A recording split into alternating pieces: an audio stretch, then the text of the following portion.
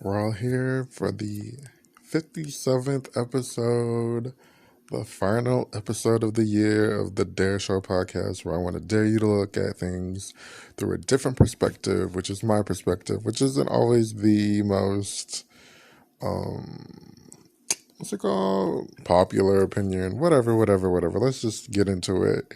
So, basically, this week I have a bunch to talk about the Carter, Knowles, Rowland family. Um, yeah. So last week,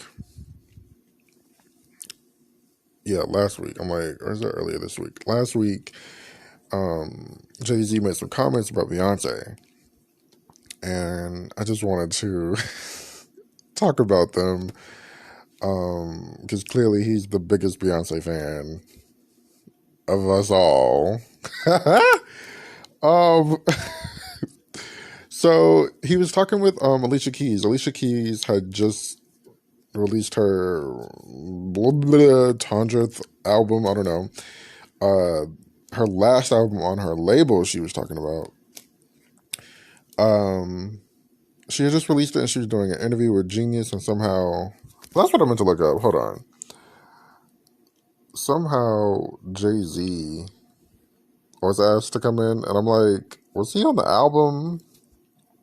Because if not, what the hell is this interview for? But it was just like a celebration of Alicia, like I said, in her last album. So,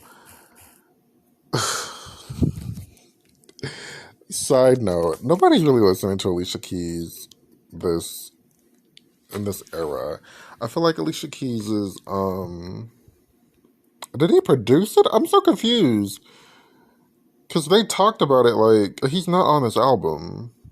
Maybe he produced some songs or something. Paper Flowers. Okay. I don't know.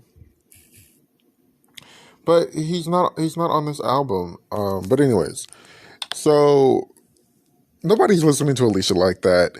Especially me, myself, and I. I noticed, I think it was her last album. Wait, I can tell you. Sorry. It was when, things started to get a little shaky. Oh, it's been a couple albums since I've listened to Alicia. I'm trying to see if they don't have it in order. The last full album I really enjoyed by Alicia was The Elements of Freedom. Alicia was around. She was popping. The Diary songs in an A minor. When Whitney said, or somebody said, "Have you had?" So I think it was a male. It was like James Brown or somebody. He was like, "How you gonna have songs in an A minor when you singing flat on all of them?" Terrible. Unplugged. The Diary shook the world up with If I Ain't Got You. My mom loved that song, play that song all the time. As I Am, I really got into a little bit more of. The Element of Freedom, I got into a little bit more of. And then Girl on Fire. I dibble and dabble. A song, let me click it. Fire to a Flame. Where is it? Fire We Make. Incredible song with Maxwell. Her Storytellers, she's a story. I'm looking at like her album list. Her Storytellers album, VH1 Storytellers, pretty good. The vocals are Alicia Keys, and then we have Here. That's when I was like, I'm not listening to this. Um, I feel like Alicia's music became very. It just switched up. Like it became very. I guess of that time, you had like SZA and um Rihanna kind of making that. Oh no, Rihanna just a little bit, but it was like SZA and these quote unquote dirty backpack singers. Um, like the neo soul. It was like I feel like this has been like a rebirth of neo soul, like the Solange, the SZA, the Summer Walker, those kind of singers. In a way, it's not typical R&B, and it's not contemporary R&B. Maybe the contemporary part I would say means like rebirth, But I feel like during that time, 2015, 16, 17, 18, 19 now, there was like that rebirth of like the neo soul artist is coming through. And mostly like women. It was either that or the, ridiculous rap with the same staccato rhythm to it uh, during that time. And so I feel like that was like a rebirth. And I feel like she jumped on that train and she kind of left, sort of the good, the R&B, or at least the singles that she put out weren't very R&B-ish. Or like, her modern take on R&B or her regular R&B. Like, um, the song she did with Drake, she did with Drake, but she's not. The songs from Element of Freedom and Girl on Fire itself, even without Nicki, but Girl on Fire itself. So many songs. I feel like she just kind of strayed away, and so I think she's put out like 3 albums. I feel like in that conglomerate. This might be the fourth. One, two, wait, yeah. Alicia here. She said here. That was called here. Alicia here, and then Keys. I like the name of the album Keys because I did not mean for this to be Alicia rant, but it really kind of is. I like the name for the album. Her last album was called Alicia, and I think they said that was like her most personal album, whatever. I also feel like this could be another personal album because Keys, that's what your gift is. That's what you've given the world. That's what you're good at. The Keys. That's your name. I feel like, yeah. Just a side note, because if you ever hear people, people singers, but this is my best album, my most personal album. It's like, okay, damn. How many times are you gonna say that this year? Anyways, I mean this decade. Anyways, so they were doing promotion. I think it was probably promotion for her album, A Celebration. It's her last album on her record label. She kept saying that. So I'm like, are you not gonna negotiate a contract? Are they letting you go? Well, not letting you go. If it's your last album, and they don't negotiate it, it's over. Are you gonna go independent? Like, why didn't they?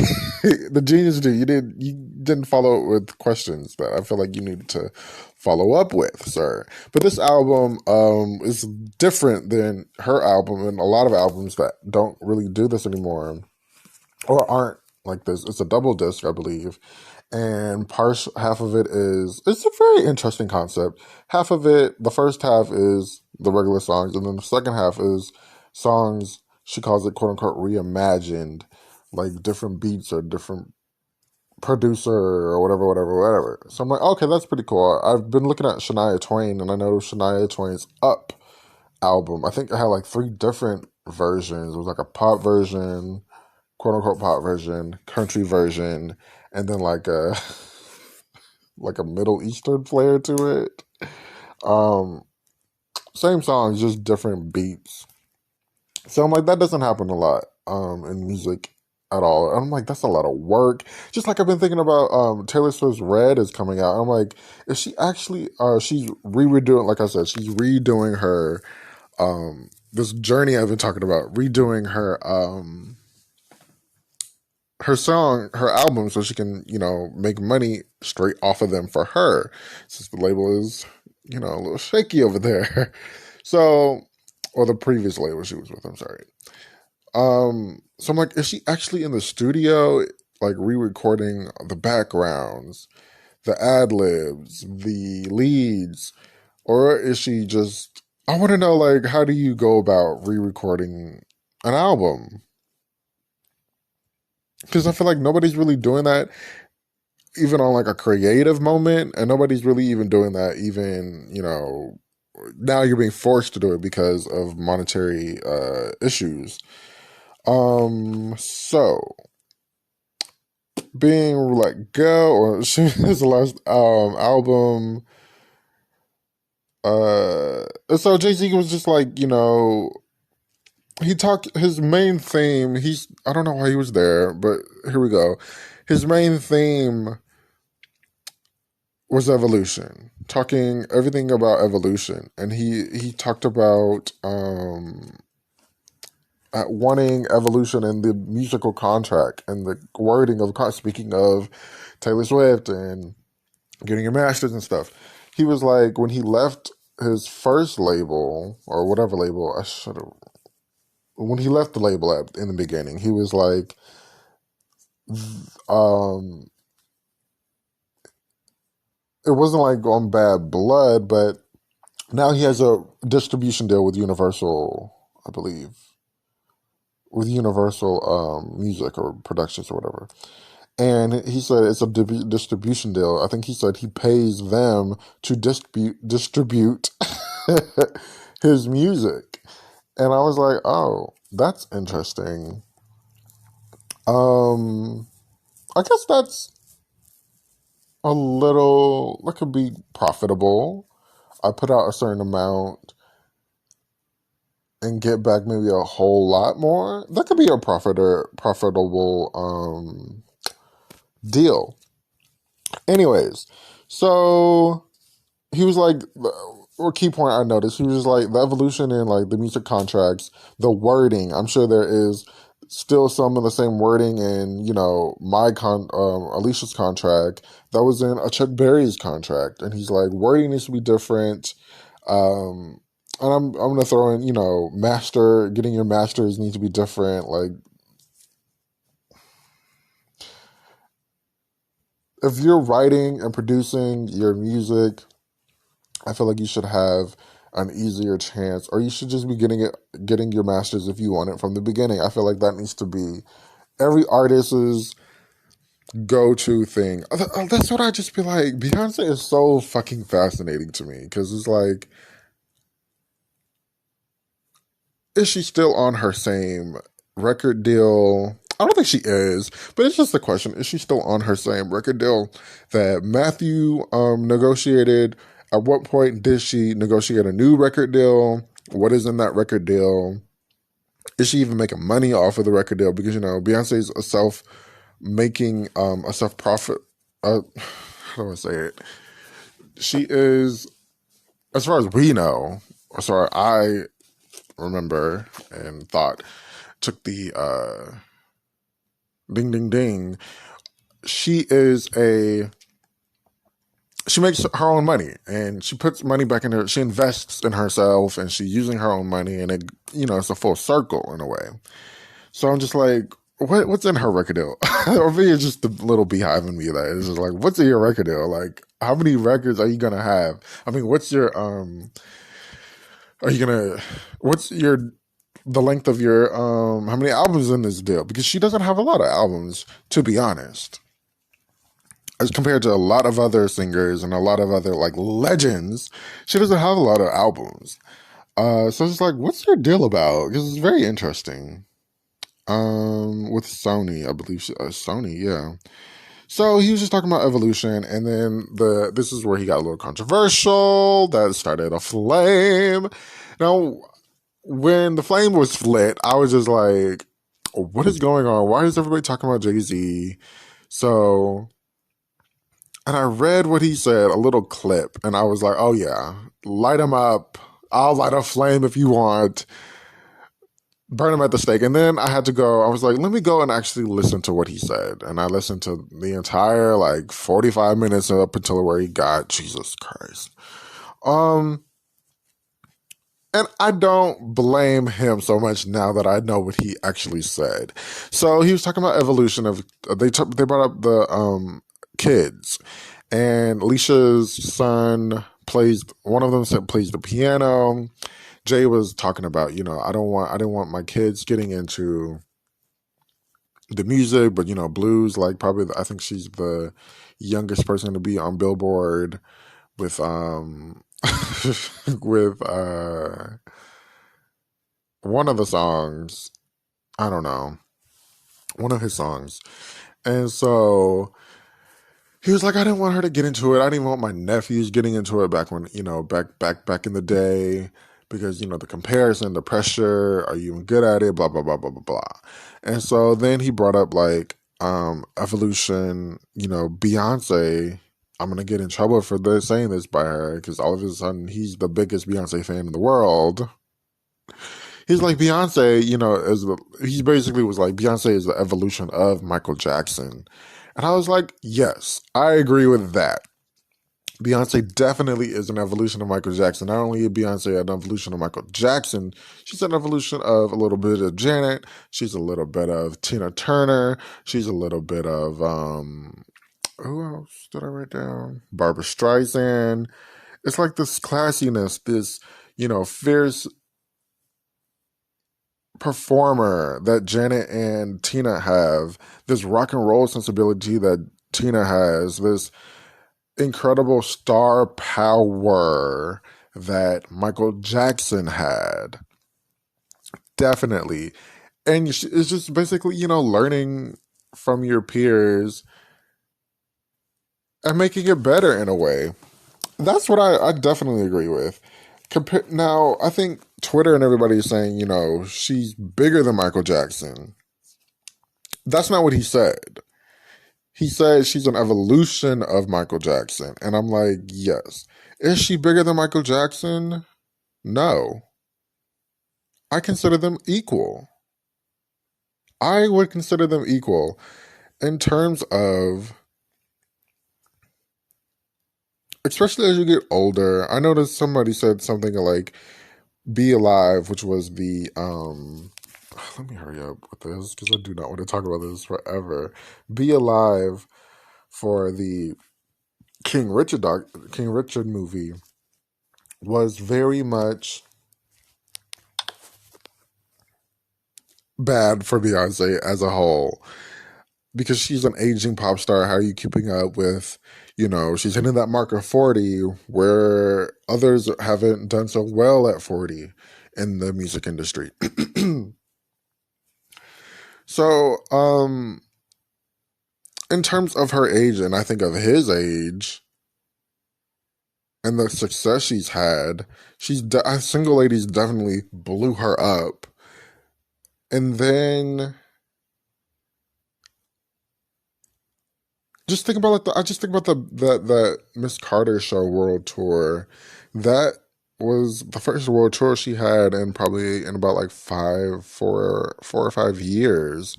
And then you go on to Beyonce with Dropped, the self-titled, blew up the world, gave her a number 2 single, Pretty Hot. Then, I feel like she's in terms of like a star power,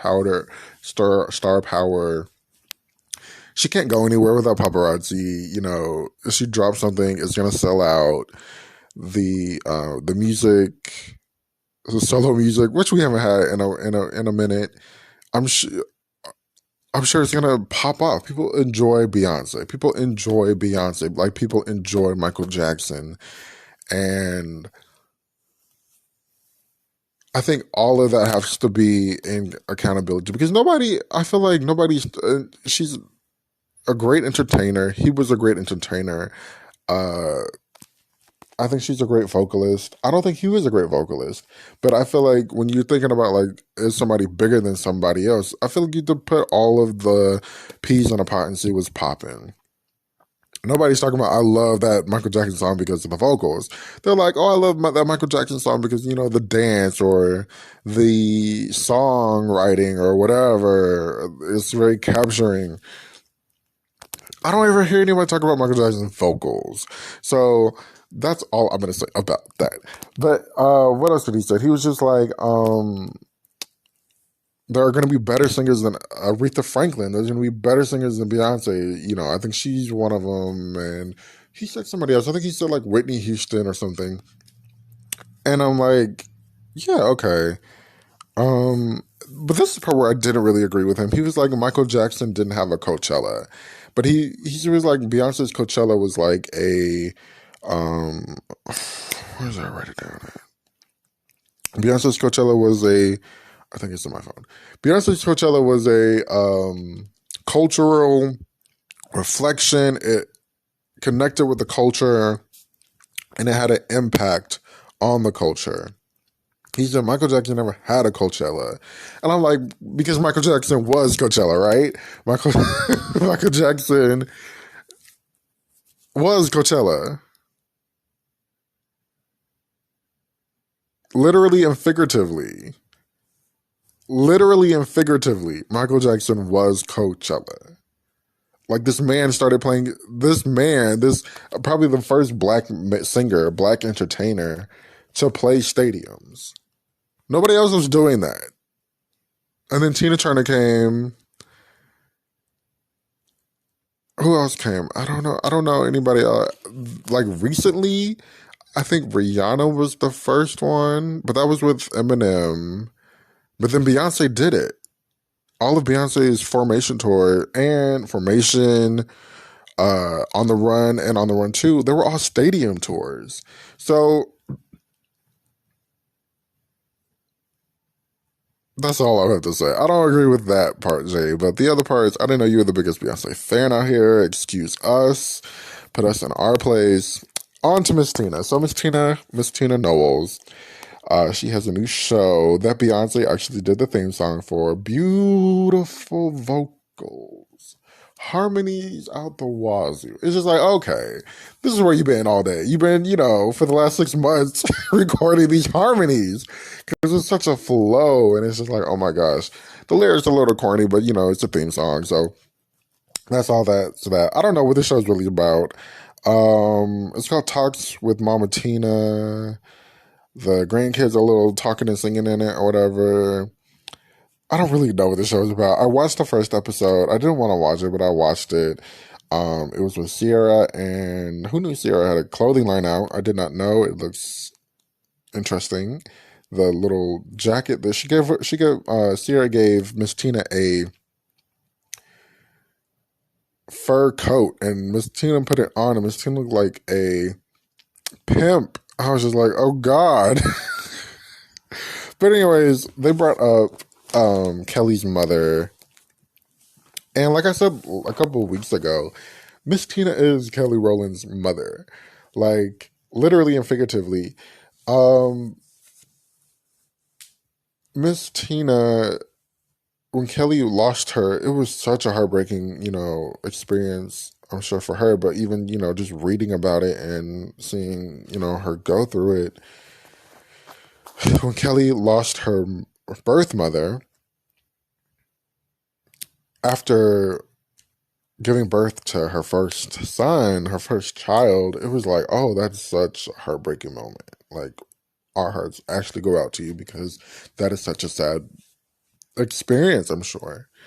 And I think it was a sudden experience also. So Miss Tina had, I guess, some kind of knee surgery or knee issue, and she was told not to travel, go home, relax, and not do so much. And so Miss Tina was like, no, I have to be there for my baby, for Kelly, because she can't go through this alone. I don't know where everybody else was, but Miss Tina was there, and it just shows you that's her other daughter. Like, come on, you guys. And yeah, it's just such a beautiful thing, It's just so beautiful how she's nurtured, loved, and been a mother to Kelly Rowland. And we see a lot more. It's so funny and it's so weird. It's so fucking weird. We see a lot more of Kelly and Miss Tina and their interactions, even on social media, than we do with, Miss Tina and her own actual birth children. I don't know. It's weird. Shout out if you know that it's weird. So then again, let's talk about Kelly. So again, last week, Kelly has been blowing up, you guys. She's been blowing up.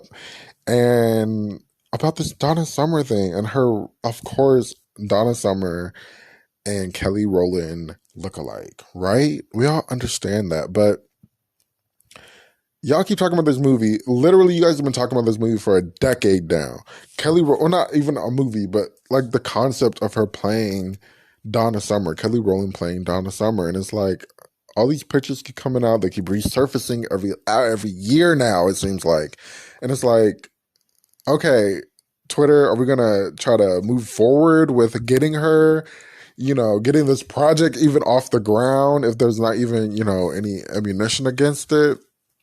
Or are we just going to keep reiterating that Kelly Rowland looks like Donna Summer and she needs to play her in a Donna Summer movie?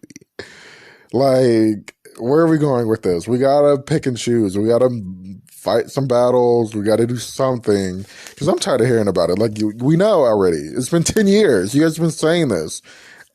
Not even saying it, just like, it's obvious. And I feel like, I said this, I've definitely said this earlier in the year. Kelly Rowland, I feel like she can definitely do it. I think she probably needs to get her acting, get her acting and her impersonation, not her vibe of Donna Summer, maybe not in an impersonation, because Donna Summer is an incredible artist. Donna Summer has an incredible voice. And she's had some very interesting moments in her career. She moved to like Germany. She didn't want to sing Love to Love You Baby anymore for a while. I think she became like this Christian. She was saying, AIDS is something that the gays deserve, allegedly, non allegedly, something of that nature. And then, the sad ending of her having this lung cancer. Like, so sad. And it's just sad. So Kelly definitely has the voice. She has the look. I think she just needs to get the acting together. And then I think she'll be all right. I think she would do very well. If you really want to go back, I also said, I hope Beyonce doesn't get it first. Like, I can see Beyonce doing it first. I'm just saying. Anyways, I'm going to take a quick break. We're going to listen to our last sponsor of the year. We'll be back. Oh, my souls.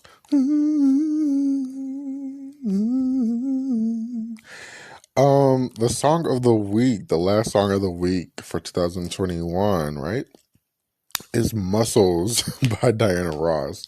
So I've been watching this lady, Nayrob. I'm not going to say this lady. I've been watching Nayrob. Welcome back to the Dare Show podcast, by the way. The Dare Show podcast. I've been watching Nayrob, and she is still doing this Diana Ross book club. Well, the book club is last 2 months. I think has been a month and a half of Diana Ross. Call Her Miss Diana Ross. I think that's the name of the book, by J.R. Teraboli. It's a mess of a book. It's very messy. And one thing I took away was, we're still going on, but one thing I did take away was that Michael Jackson produced some songs for Diana, and I was like, oh, I didn't know he actually produced songs for other people. It's very interesting. I love that when they do it and it's a hit. Luther worked with I was about to say Diana. He worked with Aretha and Prince. I didn't know Prince worked with Madonna. But Muscles. So I've always came across the song, but I've never listened to it. And so I listened to it. I was like, oh, this is a jam, babe. This is a poppin' hit. But the one thing that made me want to talk about it is because in the book, allegedly, Diana Ross told some fans, Muscle was written for me by Michael Jackson. But I don't know if it was for his fantasy or mine.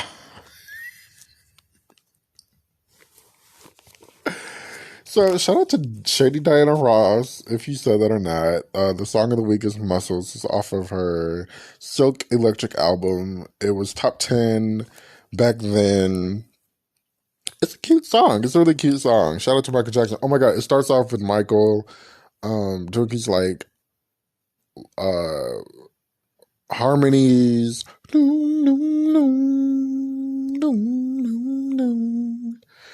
It's a really good song, and then it builds up, and I think there's one very famous background singer I read, I believe, is on it. I'm forgetting her name.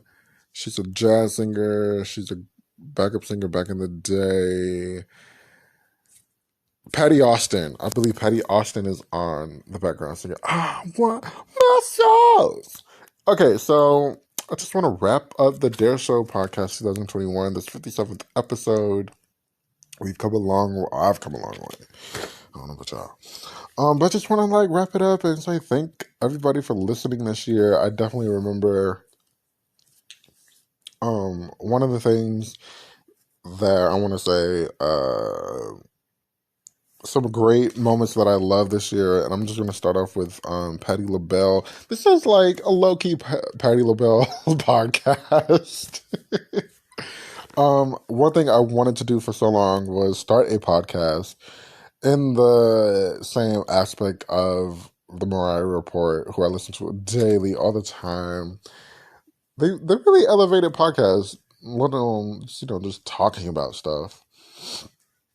And I love how they interjected like clips and stuff when they would do like reviews, or they call it back in times. I love what they would do entering clips. So I had originally, like I think like a couple years ago, started doing a podcast, and I was gonna review Patti LaBelle's Burning. I didn't realize there was like copyright stuff. I think it was a little bit more simpler back then, a couple years ago, than it is now. On my YouTube page, there's tons of Patti LaBelle stuff. I forget about that. Um, Along with the podcast, but some of the stuff I have to look up from a different device, because I think some of the stuff is copywritten. And when it's copywritten on YouTube, baby, they copyright you out. So I'm gonna have to see. But let's just talk about it. So, one of the big podcast moments I had this year was the Darius Cooks expose. Thank everybody for listening to that. Thank Kitchenista, who is a chef and one of the Get Darius people. Thank Kitchenista for posting it on her on her Instagram page. Even though it was the basic, that's all I really wanted to do. I didn't know it was a lot more to Darius Crooks than meets the eye. And, he still is out here acting a fool, sending products to people that aren't really great products, but it's these people's fault for still supporting him. He owes money still. He says he has a bunch of houses. He's still traveling throughout. I learned a lot from somebody, one of his, former followers.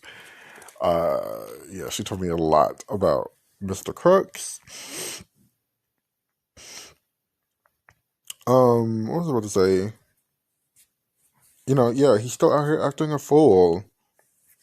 Even on that episode was supposed to be a basic, what I actually learned. I didn't know there was like, full on 1,000 pages of information and alleged allegations. And I don't think a lot of them are allegations. I think most of them are true. He is definitely a scammer.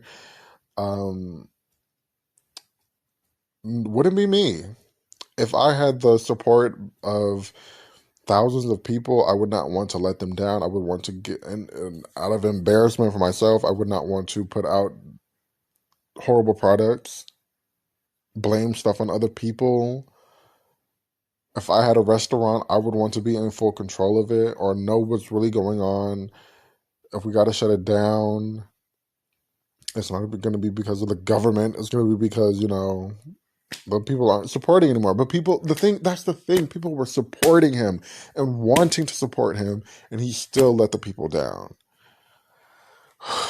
Okay, let's get off of that. Another favorite episode I have to stand by is Mariah not working with other female artists. She doesn't work with a lot of. I think there was like 2 songs, but mainly one where she worked with like original content. And when I said she doesn't work with female artists, she doesn't work with female artists with original content. She'll work with a rapper in a cute, quick second. She'll call the bread up in a hot minute, but she won't go and, write her an original song with Ariana Grande or Jennifer Hudson or that situation. And I stand by that. There's tons of, a couple of my favorite album reviews was this year that I did. Cry Pretty by Carrie Underwood. Such a beautiful album. such a staple in my heart. The Return by the Clark Sisters, another staple in my heart. Burning by Patti LaBelle, always a favorite go-to. Destined to Win by Karen Clark Sheard. The Return by the Clark Sisters. Did I just say that or not? What is that saying? Oh, I want to thank my cousin, my cousin Kieta, who none of my family know about this. When I asked my cousin to make the art, the clip art, whatever you want to call it, for my podcast, the Day Show podcast, when I asked her to do it, I was like, you can't listen to it. It's a side of me I'm not ready for my family to know about. Maybe eventually, obviously, eventually, I definitely want to grow and make this a job, because what I got now, baby.